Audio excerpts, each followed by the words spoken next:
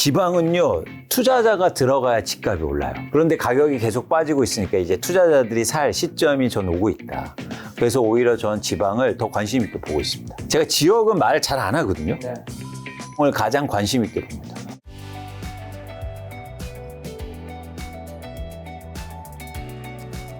자, 그럼 이제 핵심 질문이죠. 지금 무주택, 1주택자분들, 수도권에 계신 분들 어떻게 해야 됩니까? 그러니까 이게 흥미로운 지점이 있는데요. 뭐냐면 지금 무주택자분들의 실수요자들이 대출을 껴서 집을 사고 있잖아요. 그분들이 모르겠습니다. 저희 예측을 어떻게 얘기할지 모르겠지만 한번 생각해 보세요. 집을 사시는 분들, 사셨던 분들. 1년 전에 집값이 빠졌는데요. 그때도 무주택자였을 가능성이 있죠. 근데 왜 그때는 집을 사고 싶지 않았을까요? 그때도 대출해줬거든요. 그때는 떨어지니까요. 원래 사람은 오르는 자산을 사고 싶어 하는, 주식도 떨어질 때는 다들 안 사고 싶어 하잖아요. 막 엔비디아 뭐 1200, 1300달러 갔을 때는 막 안 사면 지금 늦을 것 같은데 근데 지금 $1000 근처까지 좀 떨어지면 $900, $800 가는 거 아니야? 그렇죠. 이런 심리. 그렇죠. 그래서 더 떨어질까봐. 그래서 제가 이제는 개념 규정을 하는 게 특히 실수요자들은 집값이 떨어질 때 부동산을요, 투자로 봐요. 그러니까 더 떨어질까 안 사는 거예요. 그렇죠. 투자로 봐요. 근데 오를 때는 마음이 바뀌어요. 어떻게 바뀌냐면 실수요로 봐요. 사용재화로 봐요. 그러니까 어떤 마음이 드냐면 어쩔 수 없다. 내가 쓸 건데. 실제 마음은 밑에 바닥에 있는 투자인 거 아닌가요? 더 오를까 봐 붙잡기 위한 거. 강도의 문제라는 거죠. 강도의 문제라는 거죠. 그러면서 대출 받아서 집을 사거든요. 그래서 말씀드리고 싶은 건 저는 제가 예측을 이렇게 하니까 집값이 떨어졌을 때 집을 사라. 그런 거잖아요. 네, 그래서 여러분들이 예산에 맞춰서 집값이 떨어졌을 때 집을 사는데 지금의 여러분들의 마음을 한번 고민해 볼 필요가 있다. 왜 사람들은 집값이 오를 때만 집을 사고 싶어 할까? 그런데 잘 봤더니 지금은 집을 사는 사람들이 투자하는 사람들이 아니라 실수요자들이에요. 나랑 똑같은. 그런데 이런 사람들이 계속 집값을 올릴 수는 없단 말이에요. 우리가 2019년, 2020년도, 2018년도에 집값이 계속 오른 건 실수요자뿐만 아니라 투자 수요가 시장에 계속 들어오면서 집값을 올린 거거든요. 근데 지금 투자하는 사람들은요, 시장에 들어올 생각이 아직은 없어요. 그래서 여러분들이 제가 말씀드린 것처럼 내 집 마련할 때도 집값이 떨어지면 하셨으면 좋겠다. 그리고 제가 전망이 집값이 다시 떨어진다니까 그때 내 집 마련 하셨으면 좋겠다. 그러면 대출을 덜 일으켜도 되는 거 아닙니까? 지금 미분양 주택은 전국에 증가하고 있나요, 축소대? 증가하고 있죠. 7만 가구 정도로 이제 증가하고 있는데 심지어 중공업 미분양 아파트로 1만 5천 가구 정도 돼요. 그러니까 시장에 뭐 수도권뿐만 아니라 지방을 중심으로 해서 미분양 아파트가 계속 증가하고 있는 겁니다. 그리고 또 지금 집값이 서울에서도 이 편차가 있긴 하지만 지방과 서울, 수도권의 편차가 더 심하잖아요. 굉장히 크죠. 그래서 많은 제 주변의 지인들은 막 이렇게 해석을 많이 하시던데, 이게 인구도 감소하고 나중에 하니까 이제 사람들이 이제 지방에 있는 사람도 서울에 좋은 데를 살려고 하다 보니까 지방은 앞으로도 이제 이게 집값이 설사 상승으로 가도 상승세가 크지 않거나 뭐 그렇게 좀 하락이 될 수도 있지만 서울의 좋은 입지는 앞으로도 계속 오를 것 같으니까 이제 서울에 꼭 사야 되겠다 이러시고 생각하는 분들이 많던데, 이게 단기적으로는 뭐 집값이 하락할 수도 있고 오를 수도 있겠지만 만약에 장기 한 10년 후로 봤을 때는 그 사람들 생각이 좀 맞는 편이라고 봐야 되나요? 전 계속 말씀드리지만 장기 전망을 하지 않습니다. 장기에는 어떤 일이 벌어질 가능성을 우리가 모르기 때문에 모르죠. 어떻게 장기 전망을 합니까? We are all dead in the long run. 그죠? 장기에 모두 죽고 없는데 케인즈가 한 말인데, 그래서 저는 장기 전망을 하지 않고요. 대신 제가 지방시장을 보면서 최근 관심 있게 보고 있어요. 그건 뭐냐면 부동산 가격이 떨어지면요, 투자자들이 들어갈 거예요. 지금 실수요자만 시장에 있기 때문에 수도권에 몰리는 거예요. 근데 지방이 지금 가격이 빠지는 곳이 나오고 있단 말이죠. 그러면 그런 지역에 다시 투자자들이 들어갈 겁니다. 그러면 예상치 못한 변화가 일어날 거예요. 지방은요, 투자자가 들어가야 집값이 올라요. 그런데 가격이 계속 빠지고 있으니까 이제 투자자들이 살 시점이 전 오고 있다. 그래서 오히려 전 지방을 더 관심 있게 보고 있습니다. 혹시 5대 강시 부산, 울산, 대구, 강주, 대전, 세종 중에서 여기는 괜찮아 보인다 지역이 이제 있나요? 이제 조금 더 우리가 관심 있게 더 봐야 되겠지만 지금 시점은 아니지만 제가 가장 관심 있게 보는 건 세종이에요. 세종 얘기하면 사람들이 야, 거기 망했어. 거기 집값이 지금 제일 많이 빠졌거든요. 근데 왜 제일 많이 빠진지 아세요? 비쌌으니까? 그렇죠. 가장 많이 올라서요. 근데 왜 가장 많이 올랐습니까? 사람들이 가장 많이 좋아했기 때문이에요. 가장 많이 좋아한 게 가장 많이 싫어진 게 되고, 근데 이게 영원하진 않다. 그래서 오히려 전 세종을 가장 관심 있게 봅니다. 제가 지역은 말 잘 안 하거든요. 근데 제가 유일하게 말씀드리는 곳이 김 작가에서 말씀드리고. 감사합니다. 또, 그런 말씀 드리는 게 아니고 그런 어떤 관점에서. 네, 그래서 세종시가 제가 관심 있게 보고 다음에 한번 제가 더 와서 네. 세종시를 심층 분석해 드리겠습니다. 세종시 심층 분석. 심층 분석. 세종시만. 그리고 한 가지 궁금한 게 제 주변에 이제 돈을 잘 버는 지인도 있을 수 있잖아요. 많으시잖아요. 그 친구의 이제 질문에 대한 답변이 저 궁금해서 여쭤보는 건데, 그 친구가 이제 집을 언제 살지 말지는 그냥 이제 뭐 그게 옳고 그르고 있다 하겠지만 어쨌든 언젠가 산다 칠게요. 그럼 이제 두 가지를 고민하더라고요, 이 친구가. 아마 많은 분들도 고민하실 거라서, 왜냐면 서울과 우리가 경기도를 합치면 한 2,500만 되잖아요. 네. 이 친구의 고민은 1번은 경기도 괜찮은 입지에 살다가 나중에 돈이 더 여유가 되고 하면 서울에 핵심 입지로 들어오는 거예요. 2번은 그냥 바로 서울의 핵심 입지로 갭을 끼고 들어가는 거죠. 그리고 나중에 돈이 준비되면 그 갭을 충분히 채우고 이제 거기 사는 건데, 선택지가 두 개가 다른 거죠. 1번은 경기도 입지를 갔다가 서울로 가느냐, 2번은 한 번에 해놓고 준비하느냐. 혹시 시기에 따라 다를 수 있겠지만 그냥 일반적으로는 어느 방법이 좀 더 좋다고 보시나요?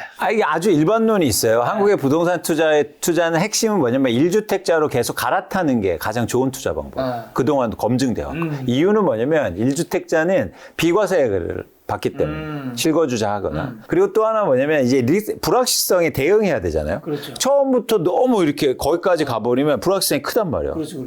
그렇기 때문에 저는 전자의 방법, 즉 조금씩 이게 이사를 가면서 바꾸면서. 그리고 그리고 어떤 분이 이렇게 또 얘기하더라고요. 취등록세라든가 이사하면 복비, 이사비 뭐 나가니까 그것도 돈이 크다. 그게 이제 소탐 대실인 거죠. 예를 들어서 전 요즘 가장 경계해야 될 게 이런 겁니다. 자, 신생아 대출을 금리를 싸게 해줘요.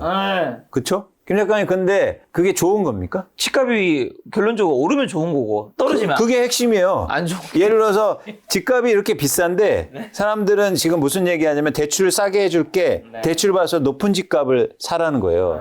근데 예를 들어서 대출 금리가 높았을 때 집값이 떨어졌잖아요.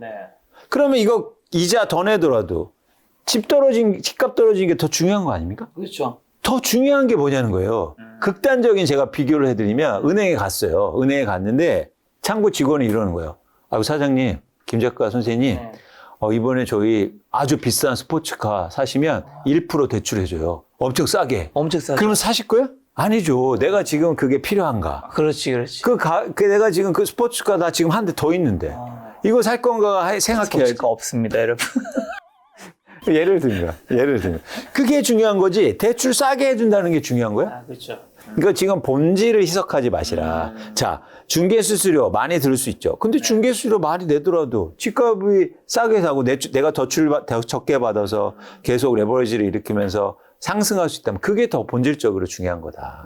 그래서 그런 차원에서는 오히려 1주택자의 혜택을 누려가면서 계속 이렇게 갈아타는 게 그 예만 말씀드리면 그게 더 현명한 방법이지 않을까 생각합니다. 처음부터 무리하게 대출을 일으켜서 사면 불확실성이 커지게 된다. 불확실성에 노출된다. 네. 한 가지만 더 여쭤보겠습니다. 상승 얘기하신 분 나올 때도 반대로 제가 항상 여쭤보는 건데, 이건 제가 말씀드리는 실명은 다 삐처리 될 거니까요. 저희가 함께 친분이 있는 뭐 교수님 이런 분들 다 상승 얘기하고 계시잖아요. 그럼 이분들도 각자의 다 논리가 있단 말이죠. 이거 어차피 삐처리 되고 있으니까요. 실명은. 이분들은 뭘 놓치고 있는 걸까요? 그러니까 놓친다는 표현은 왜냐면 어떤 분이랑은 토론도 종종 하시잖아요. 그렇죠. 근데 뭐 놓친다는 것보다 이제 견해와 전망의 근거가 다른 거예요. 그러니까 근거가 다르니까. 그러니까 그분들 말씀드린 그분들은 탑다운을 얘기해요.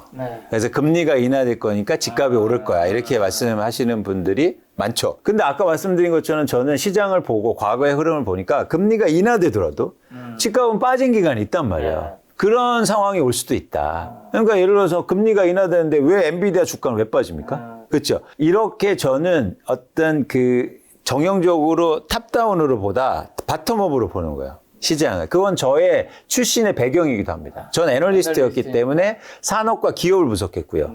예를 들어서 이코노미스트나 이런 분들은 거시경제를 분석하잖아요. 그래서 저는 이런 시각의 차이가 큰데 제가 볼 때 조금 더 긴 호흡으로 보면, 그리고 흐름상으로, 그리고 지금의 자산 가격을 볼 때 한국의 부동산 가격은 조금 더 바텀업으로 보는 게 더 맞지 않느냐 생각을 한다는 겁니다. 그리고 한 가지 궁금한 게, 서울에 이게 똑같은 것도 다르게 얘기하시는 분들이 많아서요.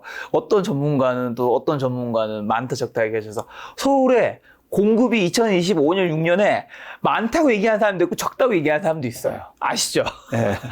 이게 똑같은 수치인데도 뭐 어디서 가져온 게 뭐가 다른지는 잘 모르겠는데 많은 거예요, 적은 거예요? 아니, 그러니까 그게 제가 또 계속 얘기하지만 한국의 집값을 결정하는 공급은 건설사들이 짓는 아파트 양이 아니란 말이에요. 네네. 근데 양으로 자꾸 개정하니까 자, 10만 가구가 많냐, 5만 가구가 많냐, 2만 가구가 많냐 이런 거예요. 근데 집값은 그게 결정되지 않는다고요. 집값을 결정하는 공급은 매물의 양이다. 매물의 양. 뭐냐, 우리가 시장에 집을 사러 갔는데 건설사들이 짓는 아파트를 사는 게 아니잖아요. 일부죠. 분양받는 그렇죠, 거. 그렇죠. 실제로 유통되는 건 뭐다? 누군가 갖고 있는 사람들이 매물이죠. 네. 이 사람들이 팔려고 시장에 많이 내놓으면 공급이 증가하는 거고. 네. 예를 들어서 나 집값 오를 것 같아 매물을 걷어들이면 공급이 감소하는 거죠. 네. 그래서 건설사들이 아무리 안 지어도 갖고 있는 사람들이 엄청 시장에 물건을 내놔요. 그럼 집값이 빠지는 거죠. 반대로 최근 집값이 오를 때 건설사들이 공급이 엄청 증가했어요. 네. 그런데 왜 집값이 올랐습니까? 집을 갖고 있는 사람들이 안 파니까요. 그러니까 주장하시는 부에서 조금 더 고민하셨으면 좋겠다. 집값을 결정하는 공급이 뭔지. 네. 그러면 시청자분들은 그 고민하시면 되겠네요. 예를 들면 내가 지금 집이 있고 주변에 집 있는 사람들이 있으면 한 5명, 10명이 모여가지고 너 지금 집 팔고 싶니? 안 팔고 싶니? 그렇죠. 그래서 다 팔고 싶어. 근데 다 만약에 지금 이렇게 가격이 올랐는데도 다들 아니 나 안 팔 건데 이러면 이제 본인은 뭐 결국 결과가 달라질 수 있겠죠. 어쨌든 본인의 판단 기준에서는 나는 집값이 지금 오를 거니까 안 팔아야 겠다 결심할 수도 있겠네요. 그렇죠, 그렇죠. 그래서 그렇게 모였는데 다 팔고 싶어. 그러면 제일 먼저 팔아야 되고. 네, 그러죠. 다 팔 거니까. 네. 근데 예를 들어서 보니까 다 안 판대요. 이제 매물 걷어들인대. 그럼 집값이 더 오를 수 있는 거죠. 알겠습니다. 여러분 스스로에게 질문 한번 해보는 시간 가지는 것도 괜찮을 것 같습니다. 마지막으로 올해 하반기 한국 부동산 시장에 찾아올 주요 변화랑 투자 기회 8월에서 12월 그것만 한번 정리해 주신다면요. 이제 가장 중요한 변화가 제가 강조하지만 일단 거래량 잘 보셨으면 거래량. 좋겠다. 제 예측은 거래량이 다시 감소하는 건데 네. 만약에 거래가 추세적으로 계속 증가하면 시장에 새로운 수요가 들어오는 거다. 이러면 이제 집값이 추세적으로 상승할 가능성이 높아 보여요. 그래서 여러분들이 거래량을 보시면서 수요를 잘 체크하셨으면 좋겠고 저는 예측하건대 지금의 시장 변화를 보면 거래량 감소폭이 의외로 되게 커질 수 있고 만약에 거래량이 크게 감소하잖아요. 그럼 집값이 다시 1년 전처럼 크게 빠질 수도 있다. 그래서 여러분들이 하반기에 거래량 감소를 보시고 그 거래량이 왜 감소하는지 그 수요가 주는지 여러 가지 이유가 있을 거잖아요. 그 이유 중에 하나는 또 부동산 정책이라든가 아니면 실제로 금리 수준의 변화 그리고 뭐 대출의 상황 뭐 이런 것들이 이제는 연결될 수 있겠죠. 또 하나 제가 관심 있게 보는 건 1기 신도시 선도지구 선정이에요. 뭐냐면 하반기에 11월에 예측돼 있는데요. 1기 신도시의 선도지구가 예를 들어서 그 1기 신도시의 10% 정도가 지정됩니다. 네. 그럼 나머지 90%는요. 어떻게 되는 겁니까? 그동안 막 나도 될 거야 하고서 기대감이 있었는데 선정이 안 되면 실망이 엄청 커지겠죠. 근데 대부분이 실망할 거예요. 그러면 그 기대감이 실망으로 이어지면서 시장에 또 큰 변동성을 일으킬 수 있다.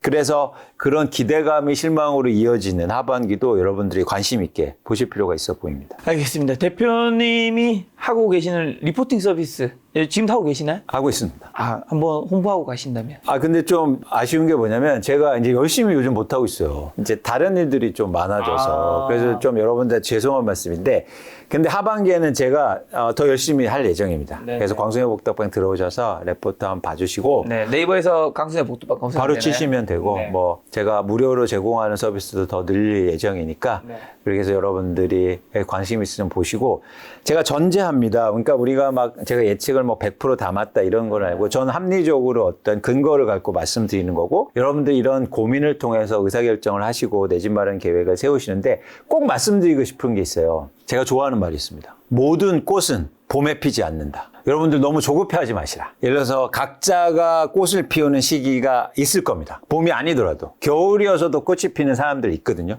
꽃을 피우는 꽃도 있고. 그래서 여러분들이 너무 불안하고 요즘 그러실 건 아니에요. 특히 무주택자분들이. 근데 여러분들이 분명히 그런 기간이 올 수가 있고 그런 시장의 변화를 또 기다리면서 내가 열심히 할 수 있는 일들, 고민들, 계획들 잘 세워주셨으면 좋겠다라는 말씀을 드립니다. 알겠습니다. 오늘도 강순의 복도방 이경 대표님과 함께 했습니다. 지금까지 여러분 소중한 시간 함께 해주셔서 정말 감사합니다. 오늘도 김 작가였습니다. 고생 많으셨습니다. 고맙습니다.